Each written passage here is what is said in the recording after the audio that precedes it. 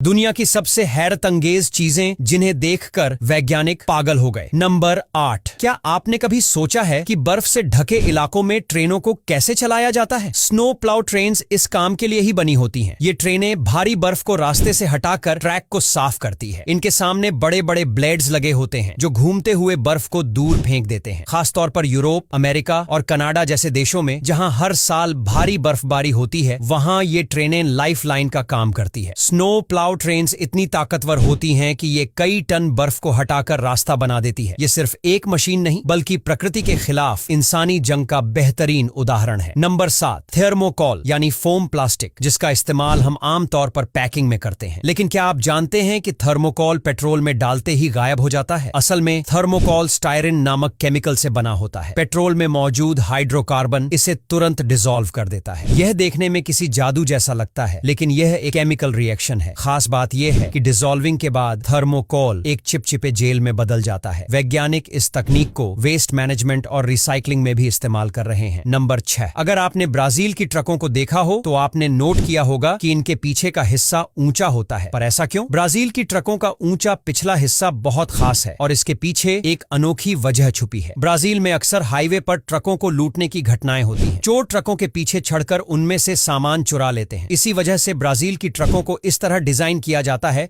कि उनका पिछला हिस्सा ऊंचा हो। यह डिजाइन चोरों के लिए ट्रक पर चढ़ना मुश्किल बना देता है। नंबर 5। अब बात करते हैं खेती की एक ऐसी तकनीक की जिसमें मिट्टी का इस्तेमाल ही नहीं होता। हाइड्रोपोनिक फार्मिंग का मतलब है पानी और पोषक तत्वों की मदद से फसल उगाना। इस तकनीक में पौधों को पानी में रखा जाता है और उनकी जड़ों तक सीधे पोषक तत्व पहुंचाए जाते हैं। यह तरीका खास तौर पर उन जगहों पर फायदेमंद है जहां मिट्टी की कमी है। हाइड्रोपोनिक फार्मिंग न सिर्फ पानी बचाती है बल्कि इसमें फसलें जल्दी और ज्यादा उगती हैं। ये तकनीक भारत में भी धीरे धीरे पॉपुलर हो रही है, खासकर शहरों में जहां लोग अपनी छतों पर ताजी सब्जियां उगाने के लिए इसका इस्तेमाल कर रहे हैं। नंबर 4। समुद्र में अगर किसी मछली से सबसे ज्यादा डरने की जरूरत है तो वह है स्टोन फिश। यह मछली देखने में एक पत्थर जैसी लगती है, इसलिए इसे स्टोन फिश कहा जाता है। इसके शरीर पर मौजूद स्पाइक्स में इतना जहरीला जहर होता है कि अगर कोई इंसान गलती से इस पर पैर रख दे तो उसकी जान भी जा सकती है। यह मछली ज्यादातर ऑस्ट्रेलिया और इंडो पैसिफिक के समुद्रों में पाई जाती है। खास बात यह है कि यह अपने शिकार को पकड़ने के लिए पानी में बिल्कुल भी हिलती डुलती नहीं है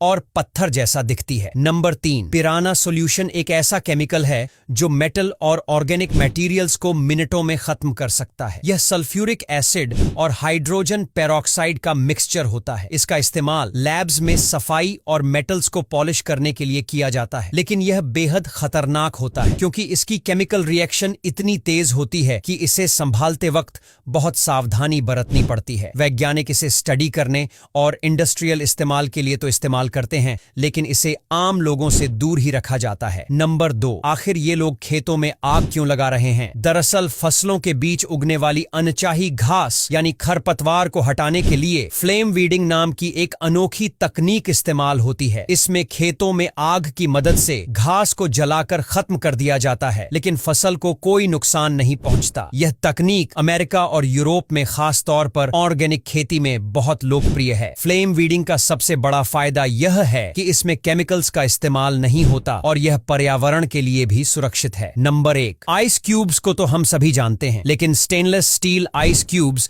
एक नई और एडवांस टेक्नोलॉजी है। ये क्यूब्स स्टेनलेस स्टील से बने होते हैं और इन्हें फ्रीज करके इस्तेमाल किया जाता है। खास बात यह है कि ये आपकी ड्रिंक को ठंडा करते हैं, लेकिन उसमें पानी नहीं घुलने देते, यानी आपकी ड्रिंक का स्वाद वैसा ही रहता है। इनका इस्तेमाल ज्यादातर प्रीमियम ड्रिंक्स और कॉकटेल्स में होता है। भारत में भी अब ये क्यूब्स पॉपुलर हो रहे हैं और लोग इन्हें अपनी पार्टीज में यूज करने लगे हैं। अब यहां तक वीडियो देख ली है तो फिर वीडियो को लाइक और शेयर करना बिल्कुल भी मत भूलना। धन्यवाद।